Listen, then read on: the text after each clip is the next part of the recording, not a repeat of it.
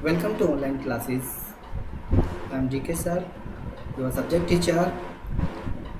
देखिए, आप लोगों ने पिछली वीडियो के माध्यम से मैंने आप लोगों को बताया था कि उस समय की बात है जब वहाँ पर जो कुछ लोग बैठे हुए थे वो बड़े शांत बैठे हुए थे। तो वो शांति के साथ वो उस लेसन को बड़े जो टीचर वो पढ़ा रहे थे वैसा वो बड़ी शांति के साथ वो लोग सुन रहे थे। तो उसमें कुछ एक वृद्ध ऑफिसर भी थे और जो तिकोनी टोपी पहने हुए थे और जो पूर्व नेहा जो पूर्व पोस्ट मास्टर और बहुत से ऐसे अन्य लोग जो सभी लोग उदास दिखाई पड़ रहे थे। मतलब ऑफिसर समझो कि वर्णमाला की एक पुरानी किताब लाया था जिसके पन्नों के किनारे मैल हो चुके थे और उसने अपने घुटनों पर खोलकर उसको रखा था और पन्नों के ऊपर उसका बड़ा चश्मा पड़ा हुआ था। तो इस प्रकार मैंने आप लोगों को पिछली वीडियो के माध्यम से आप लोगों को बताया था। चलिए अब हम आगे की ओर चलते हैं और देखते हैं कि उस समय वो आगे वो क्या कह रहे होते हैं। देखिए आपका पैराग्राफ नंबर आपका 7। तो इसे ध्यान से आप लोग पहले रीड करेंगे। सबसे पहले हमें क्या करना होता है, रीड करना होता है अच्छी तरह से पैसेज को, फिर इसके बाद हमें पढ़ना होता है। देखिएगा उसमें क्या लिखा है। While I was wondering about it all, Hamel mounted his chair and in the same grave and gentle tone which he had used to me, said, "My children, this is the last lesson I shall give you. The order has come from the Berlin to teach only German in the school of the Alsace and Lawrence.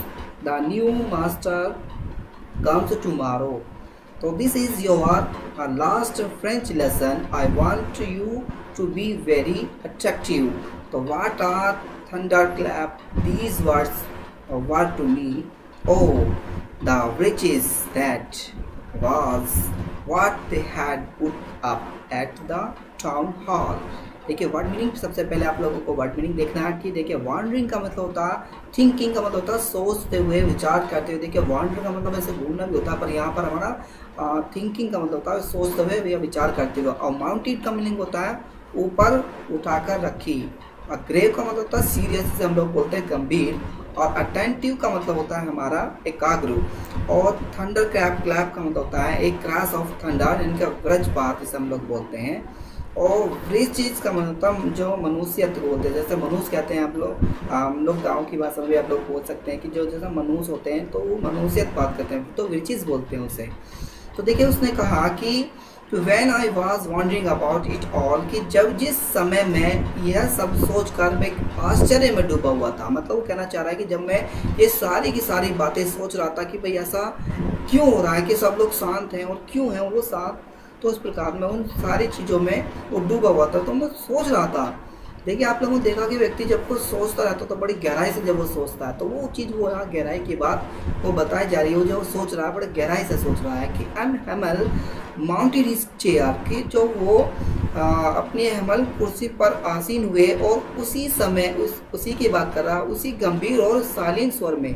मतलब बड़ा ही गंभीर स्वर में और शालीन स्वर में उन्होंने tone का मतलब होता है यहाँ पर उसी जेंटल टोन, मतलब साधारण सज्जन उस टोन की वो बात कर रहा था। Which he had use to me, जो उन्होंने मेरे लिए प्रयोग की। मतलब जैसे एक टीचर होता है, टीचर तो हमेशा डांटता है कि भाई तुम इतना लेट आए हो, ये है इस तरह की वो बातें जब करते हैं, पर लेकिन उन्होंने किसी भी प्रकार की ऐसी टोन में मुझसे बात नहीं की। तो उन्होंने तो बड़ी शालीनता के साथ मुझसे बात की।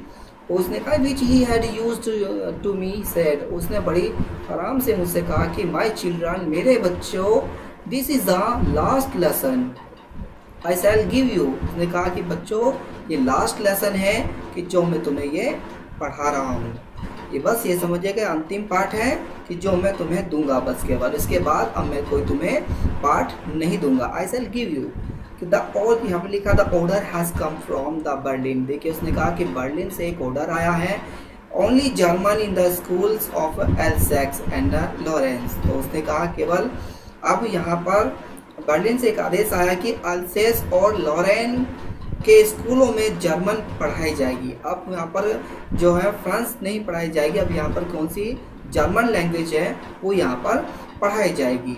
तो उसने कहा the new master comes tomorrow, अब यहाँ पर नए मास्टर कल दोबारा यहाँ पर जो है न्यू मास्टर आएंगे। उसने कहा the new master come tomorrow, तो this is your the last French lesson, इसलिए तुम्हारा यह आज अंतिम लेसन है। कि इसलिए फ्रेंच का ये अंतिम लेसन है और उसके बाद जब तुम पढ़ोगे तो वो आप लोग जर्मन में पढ़ोगे। तो उसने कहा I want you to be very attentive.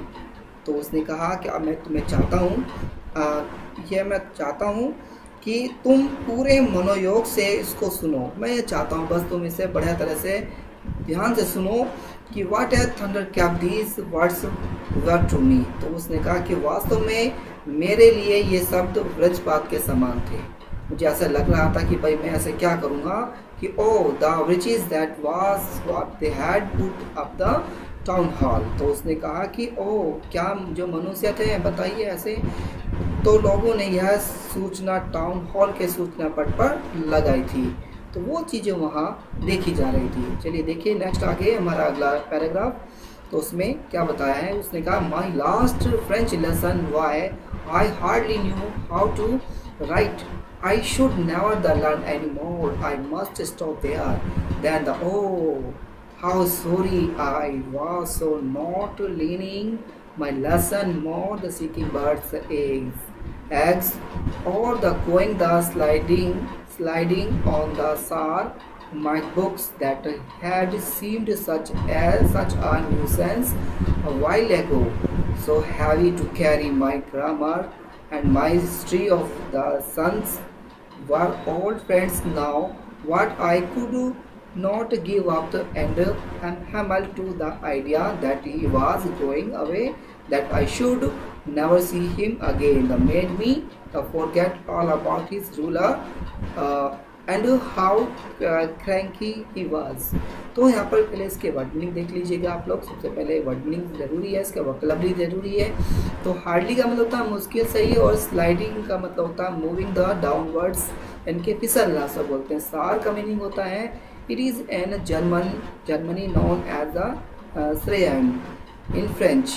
It is the सारिस, इनके सारलैंड नामक जर्मनी का प्रदेश, ये सब बोलते हैं। न्यूसेंस का मतलब होता है डिस्टर्बेंस यानी कि परेशानी। उसने कहा ए वाइल एगो का मतलब होता है कुछ समय पहले, और क्रैंकी का मीन्स होता है सन की। क्या होता है क्रैंकी का मीन्स सन की। तो उसने कहा यहाँ पर क्रैंकी का मतलब होता है सन की। तो उसने कहा माई लास्ट फ्रेंच लेसन, तो उसने कहा मेरा अंतिम फ्रेंच अध्याय यानी कि पाठ। कि वाई मीन्स क्यों, आई हार्डली न्यू, मैं उसने कहा क्यों मैं तो मुश्किल से ही लिख पाता हूँ। I hardly knew how to write, उसने यहाँ पर लिखा कि मैं तो मुश्किल से ही लिख पाता हूँ। आई शुड नेवर लर्न एनी मोर, तो उसने कहा कि मैं अधिक नहीं सीख पाऊँगा, कि मैं तो बहुत कम ही लिख पाता हूँ, पर मैं कभी भी अधिक नहीं लिख पाऊँगा। अब मुझे इस पढ़ाई को यहीं छोड़ना पड़ेगा। आई मस्ट स्टॉप मतलब रोकना, देयर, अब मुझे केवल अब पढ़ाई को बस यहीं पर रोकना पड़ेगा। देन तब oh how sorry I was not learning my the lesson for the seeking the birds eggs और the going the sliding on the Saar. तो उसने कहा कि ओ मुझे अब पाठ को याद न करने का दुख था, कि अब मैं पाठ को याद नहीं करूँगा, क्योंकि मैं पक्षियों के अंडों की तलाश करता रहा या सार में घूमने के लिए निकल पड़ता था। उसने कहा मेरी पुस्तकें, यहाँ पे लिखा my books that had seemed, कि मेरी जो पुस्तकें थी, उसने कहा कि जो मेरी पुस्तकें थी वो सब ऐसे ही। उसने फिर कहा कि जो मेरी पुस्तकें थी, देखिए यहाँ पे बुक्स दैट हैड सीम्ड, वो केवल मुझे दिखाई दे रही थी इन न्यूसेंस मैंने भी आपको बताया कि उसने कहा कि जो मेरी पुस्तकें थी जो कुछ समय पहले मुझे परेशान ऐसे हम कैसे कह सकते हैं कि मुझे परेशानी लगा करती थी। उन पुस्तकों से जो मैं पुस्तकें पढ़ता था, मुझे उन पुस्तकों में बड़ी परेशानी होती थी, पर लेकिन अब मुझे ऐसा नहीं लग रहा है कि बस मुझे अब लग रहा है कि मैं इसे पूरा पढूं और ज़्यादा पढूं, कि मेरा ये लास्ट लेसन है और इसके बाद मेरी कोई क्लास इस तरह की नहीं होगी। फ्रांस में मेरी कोई क्लास नहीं होगी फ्रेंच लैंग्वेज में, तो इसलिए अब ये जर्मन में मेरी जो लेसन है मुझे वो पढ़ना पड़ेंगे, जर्मन लैंग्वेज को मुझे पढ़ना पड़ेगा। अब ये मुझे लिए बहुत बड़ी बात थी, तो इसलिए मुझे दुख हो रहा था कि इस बात का कि मैंने ये वाली लेसन है उनको क्यों नहीं पढ़ा, मुझे इस प्रकार मुझे ऐसा लग रहा था। तो उन्होंने काफ़ी भारी मेरी व्याकरण की पुस्तक और मेरी संतों के इतिहास की पुस्तक अब पुरानी मित्र थी। अब जो उसने कहा कि जो मेरी ये बात है, जो my grammar and my history of the saints were old friends, अब वो मेरे सब दोस्त थे। That I could not give up, लेकिन मैं इनको त्याग नहीं सका। And Hamel M Hamel to the idea that he was going away, that I should never see हम हिम अगेन। तो उसने कहा कि अब ये जो सब मेरे दोस्त थे पर पुराने मित्र थे जिन्हें मैं छोड़ नहीं सकता था, पर वह यह विचार कि एम हैमल भी जा रहे हैं और मैं उनको पुनः कभी नहीं देख सकूंगा। उन्होंने कहा देखिए जो हमारे टीचर हैं और वो भी हमारे यहाँ से जा रहे हैं और मैं इन्हें दोबारा से नहीं देख सकूंगा। तो इन चीज़ों ने मुझे उनके डंडे और वे कितने सनकी थे और इसके बारे में भूलने के लिए मुझे विवश कर दिया।